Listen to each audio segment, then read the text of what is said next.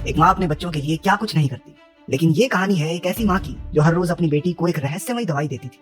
आखिर क्या है इस गोली का राज? फिल्म की शुरुआत होती है एक हॉस्पिटल के ऑपरेशन थिएटर से, जहाँ कुछ डॉक्टर समय से पहले जन्मे एक नवजात शिशु को बचाने की कोशिश में जुटे थे। कुछ देर बाद बच्चे की माँ डायन शर्मन को बच्चे की हालत देखने के लिए बुलाया जाता है। वो ये जानना चाहती थी कि क्या उसका बच्चा ठीक हो जाएगा। सीन बदलता है और हम देखते हैं क्लोई नाम की एक लड़की को। उसे अस्थमा, डायबिटीज, पैरालिसिस के साथ साथ 5 और तरह की गंभीर बीमारियां थी। घर पर कई सारी दवाइयां लेना और रेगुलरली अपने ब्लड शुगर लेवल को चेक करना उसके रोजमर्रा के कामों में आता था। क्लोई एक बहुत ही होशियार लड़की है जो अपने शहर की जानी मानी यूनिवर्सिटी से आगे की पढ़ाई करना चाहती है। उसने यूनिवर्सिटी में दाखिले के लिए फॉर्म भी भर दिया था। जब भी घर पर कोई लेटर आता वो बहुत उत्सुक हो जाती, ये सोचकर कि शायद वो यूनिवर्सिटी की तरफ से होगा, लेकिन अफसोस यूनिवर्सिटी से कोई लेटर आया ही नहीं। क्लोई एक बहुत ही जिज्ञासु लड़की है जिसे नए नए एक्सपेरिमेंट्स करना बहुत अच्छा लगता है। वो इंटरनेट से सीख कर घर पर अजीबोगरीब चीजें बनाती रहती है। एक दिन जब वो पढ़ रही थी तो उसे एक गाड़ी की आवाज सुनाई। उसे लगा कि ये सामान पहुंचाने वाली गाड़ी, लेकिन जब उसने बाहर झांक कर देखा तो पता चला कि उसकी माँ बाजार से कुछ सामान लेकर घर वापस लौटी थी। उसकी माँ फोन पर किसी से बात कर रही थी। इस दौरान उसने डब्बे में झांक कर देखा और उसमें से कुछ चॉकलेट्स निकाल ली। वहाँ पर उसकी नजरें एक हरे रंग की दवाई की शीशी पर पड़ी जिस पर डायन शर्मन यानी कि उसकी माँ का नाम लिखा था, लेकिन उसके हिसाब से तो उसकी माँ को कोई बीमारी नहीं थी। तो आखिर ये दवाई है किस चीज की? रात को क्लोई की माँ सोने से पहले उसे कुछ दवाइयाँ देती है। क्लोई तुरंत पहचान गई कि उन दवाइयों में एक हरा कैप्सूल भी था जो उसने पहले देखा था। उसने इस बारे में अपनी माँ से पूछा, लेकिन वो कहती है कि असल में क्लोई की ही दवा है और शीशी पर दुकान वाले दवाई खरीदने वाले का नाम लिखते हैं। क्लोई उसकी माँ के इस जवाब से पूरी तरह संतुष्ट नहीं थी, लेकिन अपनी माँ पर भरोसा करते हुए उसने अपनी दवाई ली और सीधा सोने चली गई। अगले दिन जिज्ञासा से भरकर उसने दवाइयों के डब्बे से वो शीशी निकाली और देखा कि दवाई का नाम ट्राइगॉक्सिन था। लेकिन उसे ये बात बड़ी अजीब सी लगी कि उस दवाई की शीशी पर अब उसका नाम लिखा था। लेकिन जब उसने वो स्टिकर उतारा तो पीछे डायन शर्मन का ही नाम था। उस रात सोने से पहले क्लोई को वही सारी दवाइयां फिर से दी गई, लेकिन इस बार क्लोई ने वो हरी गोली निगली नहीं और बाहर निकालकर जांच के लिए अपने पास रखी। उसकी माँ के सोने के बाद क्लोई जल्दी से नीचे गई और अपने कंप्यूटर में ट्राइगॉक्सिन के बारे में जानकारी ढूंढने लगी। हालांकि उसे कुछ पता नहीं लग पाया क्योंकि इंटरनेट में कुछ प्रॉब्लम थी।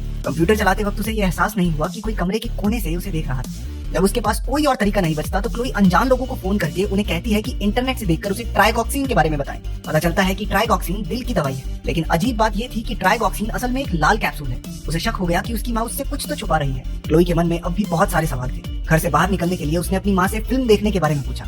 जब वो सिनेमा हॉल में थे तो क्लोई ने डायन से पूछा कि उसे टॉयलेट जाना है। वो थिएटर से निकलकर पास की दवाइयों की दुकान पर पहुंची। वो केमिस्ट से अपनी माँ द्वारा दी गई हरी दवाई के बारे में पूछती। वो जानना चाहती थी कि आखिर ये दवाई है किस लिए। केमिस्ट ने जब वो कैप्सूल देखा तो कुछ समझ नहीं पाई, क्योंकि वो दवाई असल में ट्राइगॉक्सिन थी ही नहीं, बल्कि वो राइडोकेन नाम की एक दवाई थी जो आमतौर पर कुत्तों के लिए इस्तेमाल की जाती है। ये सुनकर क्लोई हैरान रह गई। उसने केमिस्ट से पूछा कि अगर इंसान ये दवाई लेंगे तो क्या होगा। केमिस्ट ने जवाब दिया कि अगर कोई इंसान ये दवाई लेगा तो वो आधे या पूरे शरीर से पैरालाइज हो सकता है। डायन क्लोई को ढूंढते हुए भागती हुई उस स्टोर में आई और बेहोशी की दवा का एक इंजेक्शन क्लोई की टांग में लगा दिया। उसकी माँ उसे घर वापस ले आई। उसने क्लोई को कमरे में बंद कर दिया और खुद बाहर निकल गई एक नई लकवे की दवाई लेने जो वो काफी समय से इंटरनेट पर ढूंढ रही थी। क्लोई ने उठने पर महसूस किया कि उसकी माँ ने उसे कमरे में बंद कर दिया था। क्लोई ने दरवाजे का ताला खोलने की कोशिश की, लेकिन उसकी माँ ने इस सब का अंदाजा पहले ही लगा लिया था और वो दरवाजे को एक लकड़ी से इस तरह बंद करके गई थी कि अगर वो लॉक खोल भी ले तो दरवाजा नहीं खुलेगा। पर क्लोई ने भी हार नहीं मानी। उसे साइंस का इस्तेमाल करके शीशे को तोड़ना आता था। वो अपने साथ एक कंबल, सोडर और मुंह में पानी लेकर निकल पड़ी। वो अपने कमरे की खिड़की से बाहर निकलकर जैसे तैसे रेंगती हुई दूसरे कमरे तक पहुंची। सोडर की गर्मी और पानी का इस्तेमाल करके उसने कांच को तोड़ दिया और कंबल को खिड़की पर डालकर आगे बढ़ी ताकि टूटे हुए कांच से अपने शरीर को बचा सके। खिड़की से अंदर आते ही उसकी सांस फूलना शुरू हो गई। वो अपना अस्थमा का पंप अपने साथ लाना भूल गई थी। क्लोई फिर भी जैसे तैसे रेंगते हुए अपने कमरे में पहुंची और अपना अस्थमा वाला पंप लिया। वो फौरन अपनी व्हील चेयर में बैठकर घर से बाहर निकलने के लिए चली, लेकिन उसकी माँ ने लिफ्ट को भी तोड़ दिया था। उसने बड़ी मुश्किल से अपनी व्हील चेयर को नीचे गिरा दिया और सीढ़ियों पर रेंग कर जाना शुरू किया, लेकिन अचानक वो फिसल कर सीढ़ियों से लुढ़क गई। वो धम से जमीन पर गिरी। उसने महसूस किया कि वो अपने पैर का अंगूठा हिला पा रही थी, क्योंकि काफी समय से उसने अपनी माँ की दी हुई दवाई नहीं ली थी। उसे यकीन होने लगा था कि उसकी माँ ही उसकी इस हालत की जिम्मेदार है। क्लोई फौरन अपनी व्हील चेयर में बैठकर घर से बाहर शहर की ओर जाने वाली सड़क पर चली। तभी उसे एक गाड़ी के आने की आवाज सुनाई देती है। क्लोई को डर था कि ये उसकी माँ की गाड़ी होगी, इसलिए वो तुरंत झाड़ियों के पीछे छुप गई। पता चला कि वो गाड़ी डाकिया की थी जो उनके घर एक चिट्ठी देने आया था। क्लोई अचानक से सड़क पर आई जहाँ उसकी गाड़ी से टक्कर होते होते बची। पोस्टमैन भागकर गाड़ी से बाहर आया और उसने क्लोई से पूछा कि वो ठीक तो है। क्लोई ने सिर्फ इतना कहा कि मेरी मदद करो। जब डाकिया उसकी मदद कर रहा था तब अचानक से उसकी माँ की गाड़ी उनके पास से गुजरी और उसने उन्हें देख लिया। डायन तुरंत पोस्टमैन के पास जाकर पूछने लगी कि क्लोई को क्या हुआ। वो अपनी बेटी को घर वापस ले जाना चाहती थी, लेकिन डाकिया उसे रोक देता है। वो कहता है कि क्लोई घर नहीं पुलिस स्टेशन जाना चाहती है। डायन उसे धमकी देती है कि वो क्लोई का अपहरण करने के जुर्म में उसे पुलिस के हवाले कर देगी, लेकिन वहां पर फोन का सिग्नल ही नहीं था। तो डायन की सारी कोशिशें बेकार हो गई। वो ना चाहते हुए भी पोस्टमैन को क्लोई को अपने साथ ले जाने देती है, लेकिन इस शर्त पर कि वो भी साथ चलेगी। जब वो क्लोई को गाड़ी में बैठा रहा था तो डायन ने पीछे से आकर उसकी गर्दन में बेहोशी का इंजेक्शन घूंप दिया। उसने क्लोई के साथ भी यही किया। जब वो जागी तो उसने अपने आप को घर के तहखाने में बंद पाया। उसे वहां एक काला पदार्थ दिखा जो शायद उसकी माँ ने उसे पैरालाइज करने के लिए बनाया था। क्लोई वहां से बाहर नहीं निकल सकती थी क्योंकि डायन ने उसकी व्हील चेयर को जंजीर से बांध दिया था। क्लोई को वहां कुछ कागज दिखाई दिए। पता चलता है कि यूनिवर्सिटी से उसके एडमिशन के बारे में कई सारे खत आए थे, लेकिन उसकी माँ ने उन सबको उससे छिपाया। वो बहुत निराश हो गई। उसके सामने उसके बचपन की कई तस्वीरें आई जिनमें वो बिल्कुल तंदुरुस्त थी, उसके पैर बिल्कुल ठीक थे, वो चल सकती थी।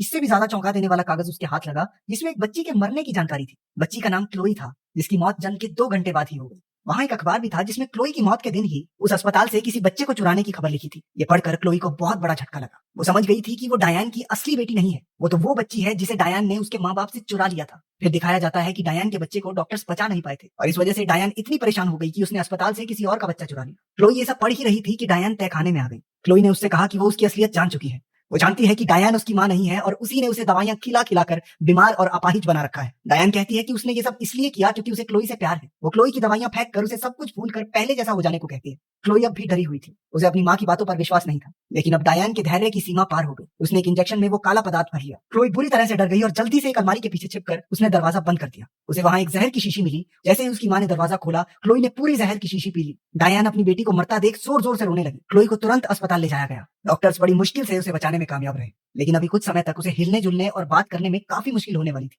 क्लोई ने अपनी माँ को कमरे की खिड़की से उसकी तरफ घूरते हुए देखा। वो तुरंत नर्स को हेल्प बटन दबाकर अपनी मदद के लिए बुलाती है। वो कुछ बोल नहीं पा रही थी, इसलिए उसने नर्स को आंख से इशारा किया। नर्स ने उसे कागज और क्रायन दिया ताकि वो लिख कर अपनी बात बता सके। जब क्लोई कुछ लिख रही थी तभी अचानक से इमरजेंसी अलार्म बजने लगा। पता चलता है कि ये अलार्म असल में डायन ने नर्स का ध्यान भटकाने के लिए बजाया था। कुछ समय बाद डायन क्लोई के कमरे में दाखिल हुई और जल्दी से सभी उपकरणों को हटाकर उसे बाहर ले गई। जब नर्स क्लोई के कमरे में वापस आई तो उसने देखा कि वो वहां नहीं थी। नर्स ने क्लोई का लिखा हुआ कागज देखा जिस पर उसने लिखा था मॉम। नर्स ने जल्दी से अस्पताल की सिक्योरिटी को सूचना देकर क्लोई को ढूंढने के लिए कहा। डायन क्लोई को जबरदस्ती वहां से ले जा रही थी। अस्पताल से बाहर निकलते वक्त एस्केलेटर पर क्लोई की माँ उसकी व्हीलचेयर को हिला नहीं पाती क्योंकि असल में क्लोई ने अपनी टांगों को जकड़कर व्हीलचेयर को रोक दिया था। वो अपनी टांगों का इस्तेमाल कर पा रही थी। इतने में वहां अस्पताल के सिक्योरिटी गार्ड भी पहुंच गए। उन्होंने डायन को अपने हाथ ऊपर करने को कहा। उसने अपनी बंदूक उनकी तरफ तान कर कहा कि वो बस अपनी बेटी को घर वापस ले जाना चाहती है। उनमें से एक सुरक्षा कर्मी ने डायन पर गोली चला दी, जिसकी वजह से वो सीधी सीढ़ियों से नीचे गिर पड़ी। आखिरकार क्लोई को सही सलामत बचा लिया गया।